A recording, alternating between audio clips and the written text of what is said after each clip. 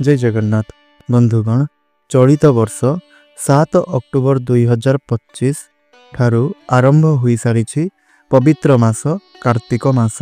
आजिर एही वीडियो रे आपण जानिबे जे एही कार्तिक मासरे आपण केउ कार्य कले आपनकु पूरा वर्षर पुण्यफल प्राप्ति होई थाए एवं केउ कार्य गुड़िक करिबा अनुचित होई थाए।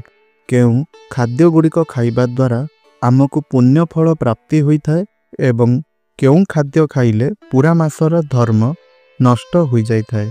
सेथिपई आपण माननकु गोटिए अनुरोध, आपण माननकर फायदा पई एही भिडियोटी को शेष पर्यंत निश्चय रूप से देखंतु एवं भिडियोटी को लाइक करी भक्तिर सहित कमेंट बॉक्स रे जय श्री हरि विष्णु जय माँ लक्ष्मी अवश्य रूप से लिखि दियंतु।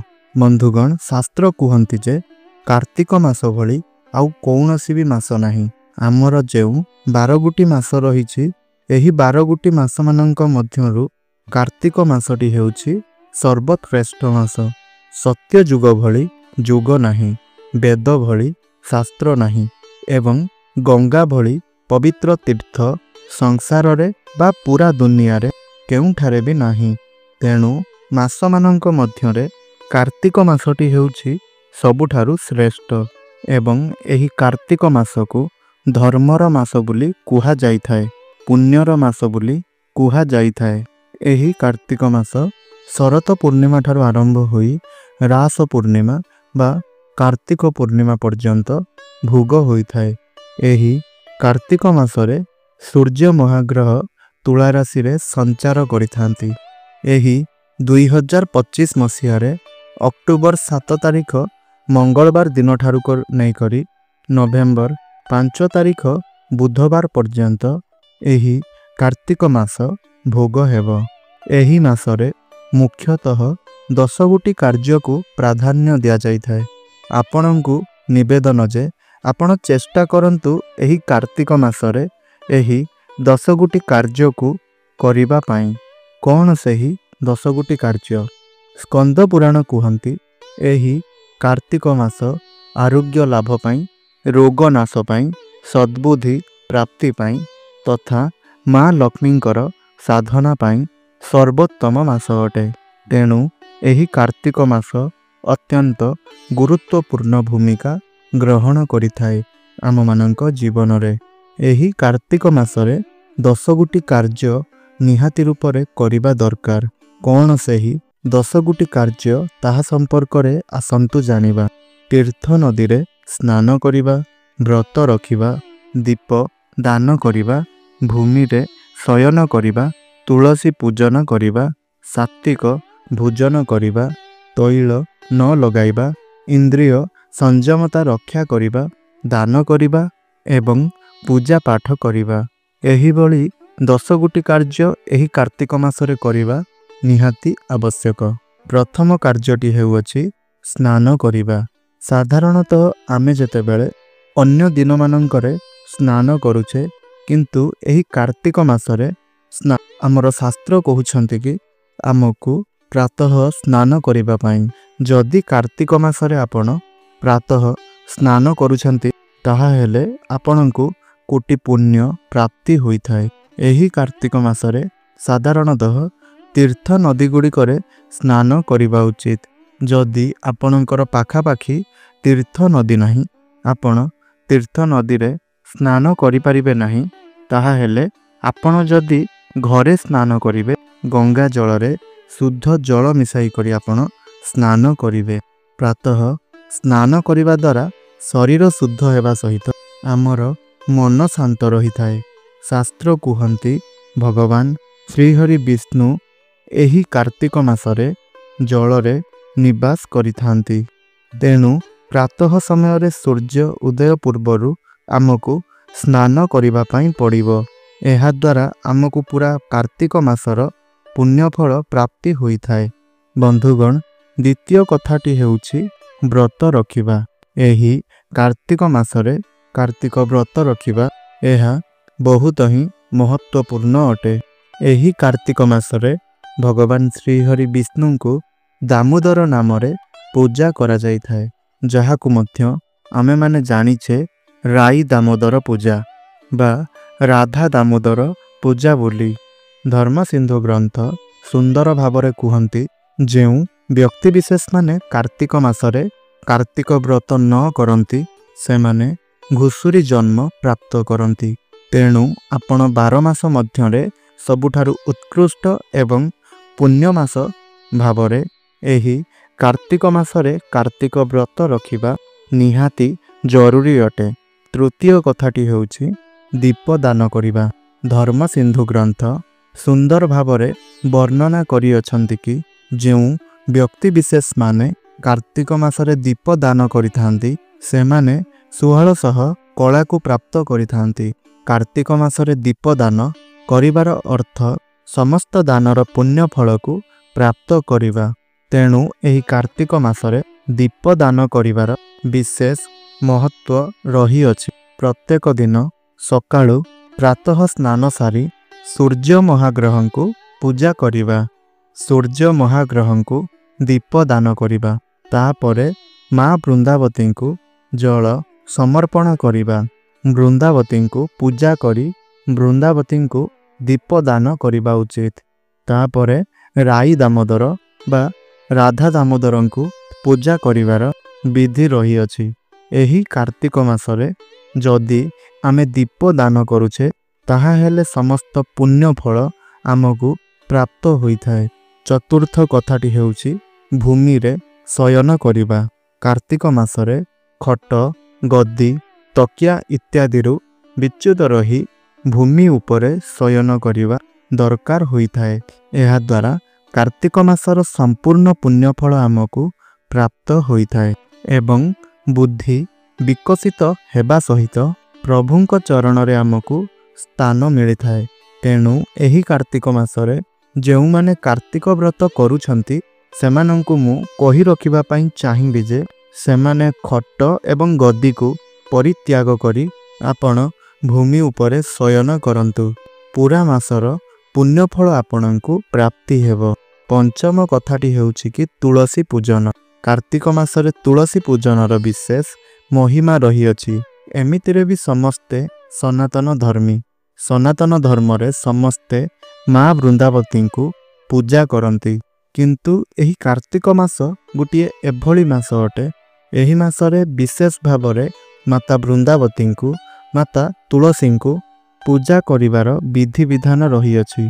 प्रत्येक मनुष्य प्रत्येक दिन तुलसी माता को पूजा करुथाए। तुलसींकर महिमा बहुत ही अपार रही अछि।